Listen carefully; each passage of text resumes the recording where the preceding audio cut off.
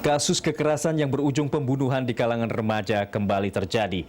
Kali ini seorang mahasiswi berusia 19 tahun, Adisarah Angelina Suroto, ditemukan tewas di pinggir tol Bintara kilometer 41 Bekasi, Jawa Barat.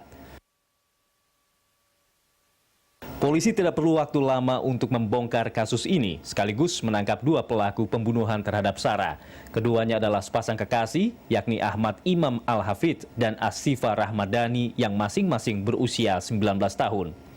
Dari pemeriksaan terungkap motif pembunuhan adalah sakit hati dan masalah asmara. Hafidh sebagai mantan kekasih Sarah mengaku sakit hati karena Sarah tidak bersedia berkomunikasi dengannya. Sementara Sifa membantu membunuh Sarah untuk membuktikan cintanya kepada Hafidh. Diduga pembunuhan itu telah direncanakan karena dua pelaku membujuk dan menjemput korban di stasiun Gondangdia. Selanjutnya, Sarah dianiaya di dalam mobil dengan cara disetrum dan dipukul. Sarah kemudian tewas setelah mulutnya disumpal dengan kertas. Pelaku dengan pacarnya, namun kemudian tersangka Asifa memohon kepada pihak korban untuk ikut untuk menengahi karena tidak mau terjadi keributan di antara mereka. Apalagi antara korban dengan pelaku adalah sama-sama alumni SMA 36 di Jakarta Timur. Akhirnya korban mau ikut dan kemudian dibawa dalam mobil tersebut keliling, dan sepanjang perjalanan untuk korban terjadi tindak pidana kekerasan, yaitu berupa dipukuli, termasuk juga disetum oleh kedua pelaku secara bergantian. Setelah melakukan aksinya, Hafidh sempat menyatakan bela sungkawa atas kematian Sarah melalui media sosial Twitter. Hafidh dan Sifa bahkan sempat melayat ke rumah duka RSCM hingga akhirnya ditangkap polisi di tempat tersebut. Untuk membahas hal ini di studio telah hadir kriminolog Universitas Indonesia Adrianus Meliala. Selamat siang Pak Adrianus. Selamat siang. Pak Adrianus, ini Ade Sarah 19 tahun dibunuh oleh mantan kekasihnya dan juga teman yang dia kenal juga yang juga 19 tahun. Semua yang terlibat di sini remaja. Bagaimana Anda melihat kasus ini? Ya memang ini lumayan ya sebagai kasus ya. Maksudnya saya dari kacamata saya sebagai kriminolog, itu anak muda yang berasal dari middle class ya, tidak pernah punya pengalaman kejahatan sebelumnya, langsung melakukan suatu kejahatan serius, pembunuhan dengan berencana pula. Lumayan loh ini ya. Artinya kita berpikir dari mana dia dapat knowledge itu, dari mana dia dapat pengetahuan itu. Apakah ini memang dia dapat dari selama ini misalnya terekspos dengan film-film barat gitu ya, film-film detektif, atau mungkin sering membaca berita-berita kriminal, mungkin juga begitu ya. Sehingga lalu kemudian ketika dia marah pada mantan pacarnya, dia bisa membuat satu skenario seperti itu. Memang skenario-nya skenario khas remaja gitu ya, yang dia pikir bahwa bisa mengelabui polisi, tapi ternyata ada saja titik lemah yang bisa membuat polisi masuk gitu. Nah, tapi ini kalau kita lihat mereka ini kan semuanya kenal ya, satu lingkaran begitu. Mereka satu SMA dulu dan sekarang satu universitas. Apakah kejahatan yang seperti ini bentuknya memang cenderung dilakukan oleh orang-orang di sekitar kita gitu? Enggak juga ya. Dekat. Justru itu yang membuat, menurut saya, membuat lalu polisi bisa dengan gampang menelisik bahwa pelakunya bukan orang lain, karena nampaknya korban ikut dalam mobil tersebut tanpa perlawanan, ya, mengindikasikan bahwa bukan orang yang kita sebut sebagai perfect stranger, ya, orang yang sama sekali tidak dikenal oleh si korban begitu, dan bisa lalu dicocokkan, digatukan dengan konteks waktu dan tempat, ya kan? Nah, begitu lalu kemudian polisi bisa yakin bahwa ternyata dia pergi dengan siapa. Jadi di satu pihak memang si pelaku sudah merencanakan semacam alibi, tapi juga di pihak lain ada pula hal-hal yang meyakinkan polisi bahwa dia berada pada tempat yang sama dengan korban, dan itulah lalu kemudian dianggap sebagai saat di mana pembunuhan dilakukan. Gitu. Oke, dan ini tadi seperti yang sudah kita simak dari paket berita tadi, sebetulnya alasan dari pembunuhan ini adalah sakit hati begitu. Jadi ada hubungan asmara sebelumnya, kemudian pelaku ini sakit hati tidak karena korban tidak mau dihubungi lagi.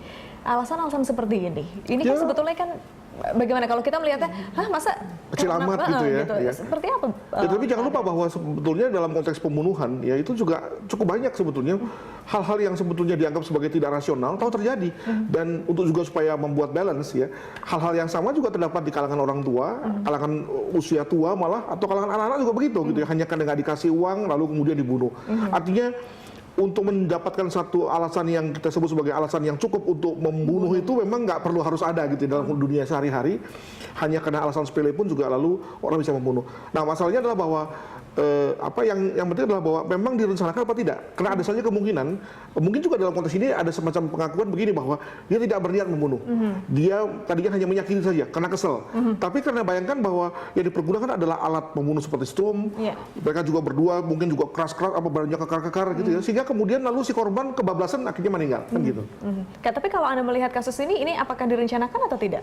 Kelihatannya begitu, karena bayangkan membawa aki itu kan nggak biasa kan, lalu menjemput korban, lalu memutar-putar korban, dan kemudian lalu membuangnya ke jalan tol, lalu kemudian juga pada saat yang lain juga men-tweet ya, dan kemudian mendatangi korban di rumah sakit. Itu kan juga bagian dari upaya perencanaan. Hanya sekali lagi bahwa itu perencanaan yang khas anak remaja gitu ya, yang belum pernah berbuat kejahatan serius sebelumnya. Hal mana tetap saja ada lubang-lubang yang bisa dijadikan oleh polisi untuk masuk gitu. Jadi kalau itu mereka tuh sesudah membunuh, mereka meng-tweet berbelasungkawa, kemudian datang juga ke rumah sakit. Ini sebetulnya untuk membangun alibi, mereka sadar itu membangun alibi, atau mereka sebetulnya ya ada sedikit gangguan jiwa gitu loh, bahwa mereka tidak sadar bahwa enggak. Karena begini, kalau kita bicara gangguan jiwa, kita bisa lihat dari latar belakangnya. Kan kelihatannya mereka memang para pelaku ya, itu kan anak-anak remaja yang sudah mampu live up to ya, mengikuti atau konteks dengan kehidupan sosial gitu ya. Mampu lulus dari dari sekolah menengah, lalu punya kehidupan sosial, bisa berpacaran juga, itu kan indikasi daripada orang normal sebetulnya. Nah, tetapi tadi karena nampaknya kedua orang ini, si pelaku ini sudah demikian saling cinta gitu ya, tidak lagi mau ngomong pada orang lain, tidak lagi berpikir yang lain, tidak lagi menempatkan perspektif pada yang lain gitu ya, juga tidak mau sharing pada orang tua dan seterusnya, sehingga ya mereka saja yang membangun satu konsensus lah begitu ya, hal mana tidak sempurna. Itu yang pertama. Yang kedua, kalau kita bicara juga mengenai perencanaan, ini juga jangan lupa bahwa perencanaan kan juga ada yang perencanaan yang kelas wahid gitu ya, di mana ada unsur teknologi, ada unsur pengacauan waktu, tapi ini kan kita bicara mengenai hanya sekedar untuk memberikan seolah-olah bahwa mereka bukanlah pelakunya. Nah, itu kan dengan mudah sekali bisa dipatahkan. Jadi sebetulnya ini perencanaannya masih kasar sekali begitu kalau menurut Anda? Ya, ini kan namanya juga over surrender ya, pelaku perencanaan pertama kali, sudah pertama kali, mereka juga bukan berasal dari kalangan yang memang dekat dengan kejahatan. Tadi saya katakan bahwa mereka adalah orang-orang middle class yang terbiasa naik mobil, pergi ke mall, ya, pacaran di tempat yang berkelas dan seterusnya, yang sama sekali tidak pernah punya riwayat kejahatan. Jadi memang dari segi itu saya juga kagum dari segi ketenangan mereka ya. Saya bayangkan kalau saya berada pada posisi seperti mereka saya akan nervous luar biasa kan. Tapi mereka tenang dan mampu seolah-olah bukan pelakunya. Jadi pada saat itu saya juga melihat bahwa mereka memang tenang nih si pelakunya ini. Nah, tadi kalau kita lihat juga di berita tadi ada foto. Mereka sudah dibawa ke kantor polisi. Namun sepertinya dari pembawaannya, mereka ketika di foto itu masih seperti tersenyum begitu, seperti tidak ada apa-apa. Bagaimana Anda melihat ini? Padahal mereka pembunuh pertama kali tadi Anda bilang, tapi sepertinya tenang sekali begitu. Ya, memang ini juga satu call ya, satu peringatan kepada semua mengenai jangan-jangan memang anak-anak muda kita sudah mampu mengembangkan dunia yang begitu dewasa gitu ya.